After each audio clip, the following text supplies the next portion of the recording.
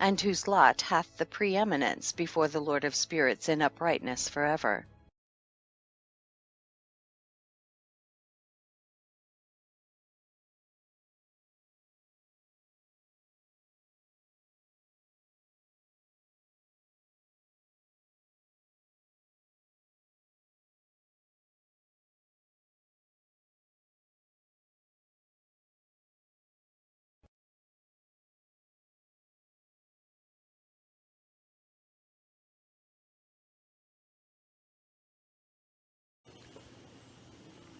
Many of you are aware of what the military of the world are doing beneath the ground. They call them DUMBs. It's an acronym. It means Deep Underground Military Bases. There are,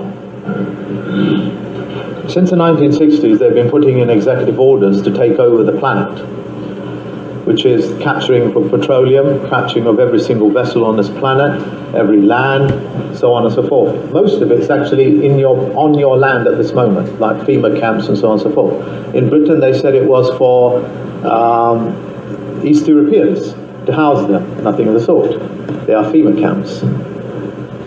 Yeah. What's that place in France? Saint-Gard. Yeah. That's full of security guards. They're waiting for it to fill. In the US, these FEMA camps are already in place.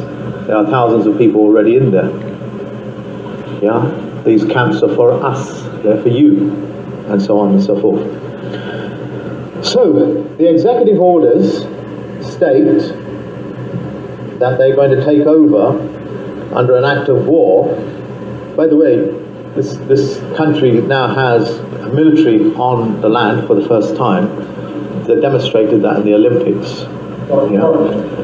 The British military. There is only one military, it's all, yeah. And there are deep underground military cities that they go down there and they dwell in. And there are tunnels that are connecting these cities. You, my friend. You. What does that mean, waking up to me? Waking up to you. The things that you are. The things that I am. Sam Hancock, ladies and gentlemen. Sam Hancock. In the councils of government, we must guard against the acquisition of unwarranted influence, whether sought or unsought, by the military-industrial complex. Schools do not equip you to deal with things like logic. They don't give you the criteria by which to judge between good and bad in any medium or format. And they prepare you to be a usable victim for a military-industrial complex that needs manpower. A very good example of this is MI5 and MI6. British intelligence. Maybe a lot of you are aware that British intelligence created American intelligence. We all know that money is generated from wars. We don't want war. No one wants war. But governments and banking cartels love war. So this is how a central bank works. It's constantly active politically. It's constantly planning for war.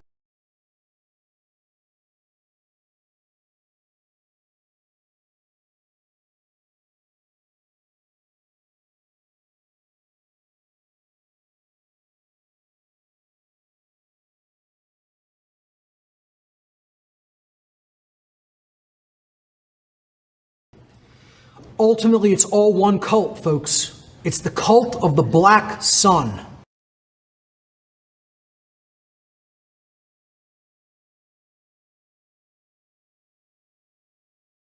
But I'm telling you, the problem is much bigger than Hamas. The problem is in the God of Islam.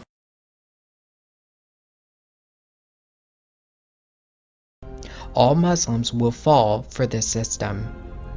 There isn't a single Muslim on earth who will not partake in the religion of the New World Order, according to Pike.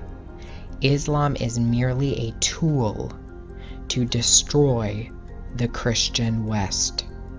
That's it. That's all it is. It's a tool. That's what they said hundreds of years ago.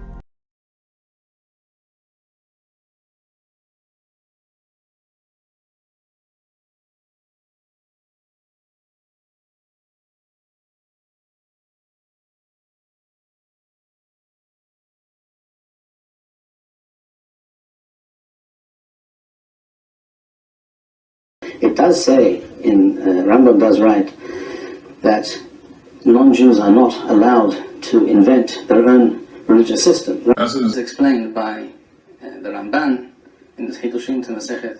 The Ramban in the Chidushim to Masechet Makot Daf Teth, as it is explained by other Rishonim. The assumption is, when it comes to a non-Jew whom we do not know, someone we haven't met or we don't know much about him, the assumption is that he does not live according to the Sheva Mitzvot B'nai Noach. He doesn't keep the 7 Noahide laws. And therefore, essentially, this person is Hayav Mitah. He is guilty of a capital offense. According to the Sheva Mitzvot B'nai Noach, makes that person liable for the punishment of Mitah, of being put to death. However, you can't just put a person to death without bringing him before a court. However, you can't just put a person to death without bringing him before a court. Allah, and God. And he said, I won't get into that subject. We won't discuss it.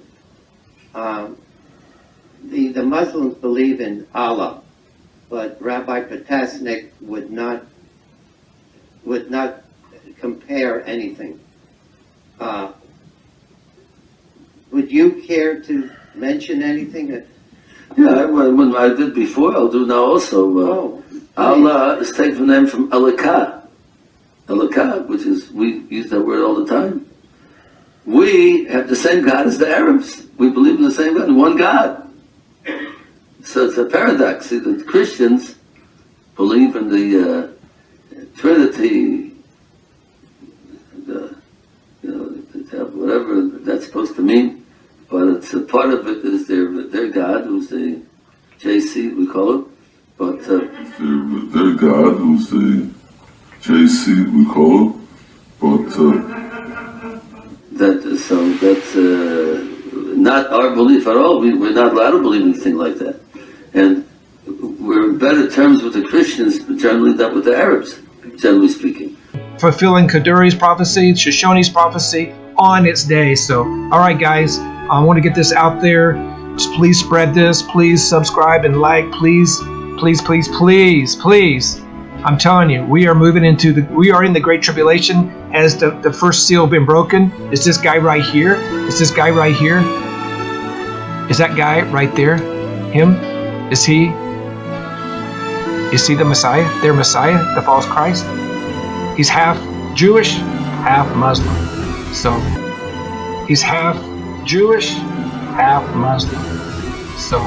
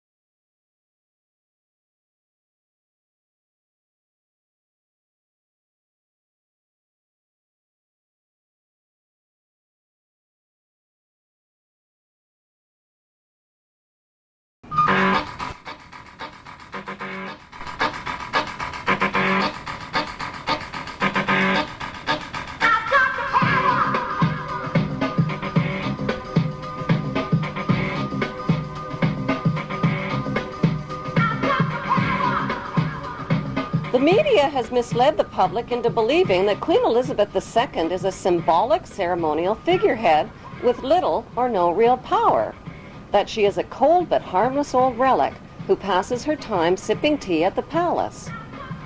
Nothing could be further from the truth.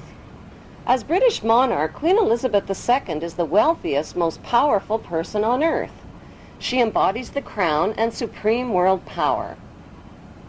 Presidents of the United States are forbidden any title of nobility and are subservient to the monarch. The U.S. President is Commander-in-Chief of the Armed Forces based at Camp David, which is known to insiders as Camp King David. Prime Ministers in Commonwealth nations like Canada and Australia are also subservient representatives of the British King or Queen. They are her spokesmen. The Governor-Generals of the Queen's Commonwealth nations represent and exercise the Queen's power on her behalf. What the general public doesn't realize is that their leaders are only representatives of the monarch and do not possess the power. They exercise the power. They do not reign, they rule. The monarch, on the other hand, reigns but does not rule, possesses the power but does not exercise it. By delegating her powers instead of exercising her powers, the Queen is left safely outside and above the conflicts and divisions of the political process. She is protected from becoming a target of political hostilities. As British monarch, Queen Elizabeth II is the wealthiest, most powerful person on earth. She embodies the crown and supreme world power. Presidents of the United States are forbidden any title of nobility and are subservient to the monarch. The extent of the victory, and they were great. I mean, I spoke to over 100 countries. You wouldn't believe how many countries there are. And I'm trying the best I can to get back to everybody, but there are a lot of countries, and every one of them, literally everyone called, and it was very nice. So, yeah, I'd see some if some felt it was an emergency. I've seen, as you know, I've seen President Zelensky. He came to France while I was there for the cathedral opening. They actually had about 70 presidents and prime ministers, and in one case, a king, we saw some great people. I also met with William, and I was very impressed by William. I think William is terrific. I was very impressed by William.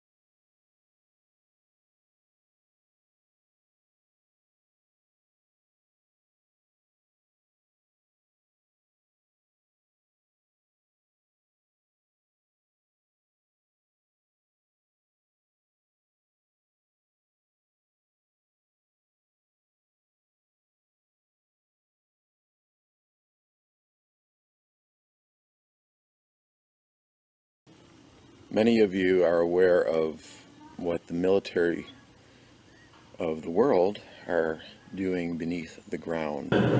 So, the executive orders state that they're going to take over under an act of war. By the way, this country now has a military on the land for the first time. They demonstrated that in the Olympics. And a British military. There is only one military, it's all, The military of the world. And a British military. There is only one military, it's all, As British monarch, Queen Elizabeth II is the wealthiest, most powerful person on earth.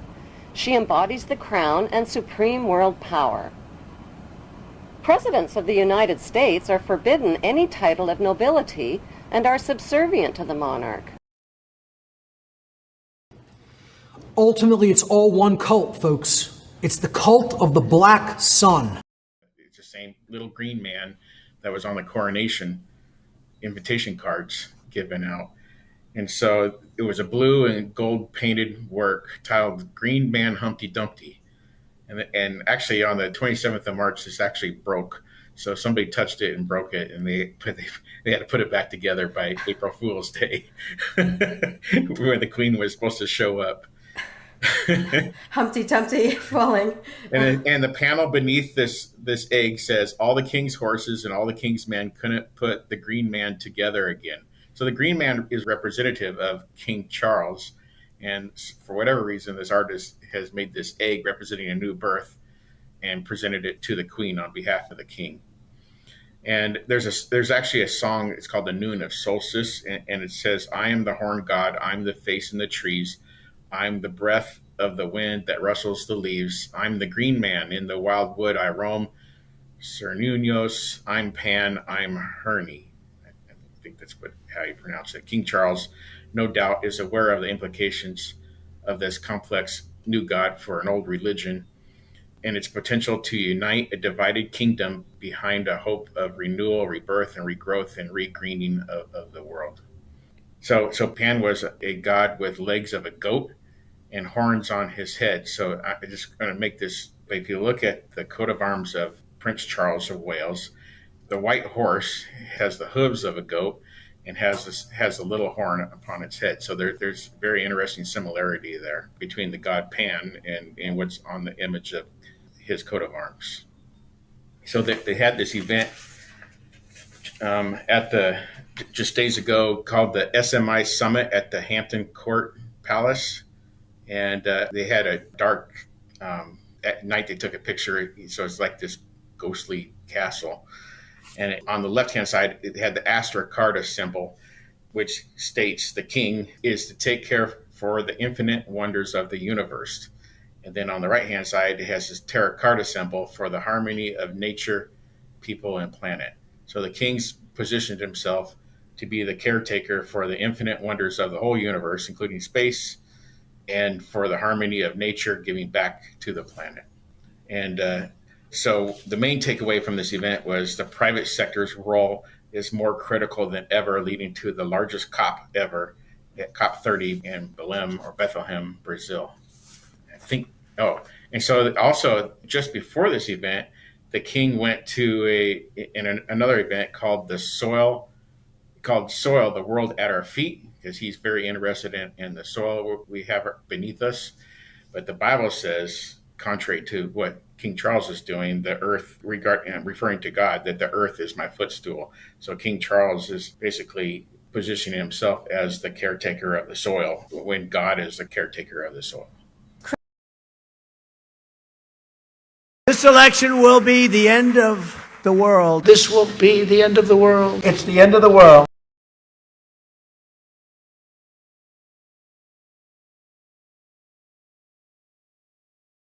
But in this particular parable here, Jesus is saying, he that sows the good seed, the Son of Man. The Son of Man is a term, is a reference to Jesus himself. That Jesus is on a mission, on a divine mission by the Father in heaven. And Jesus has been sent for one purpose only: to reconcile the world unto himself. So in this particular parable, Jesus is the one who's sowing the good seed. The question is, what is that good seed?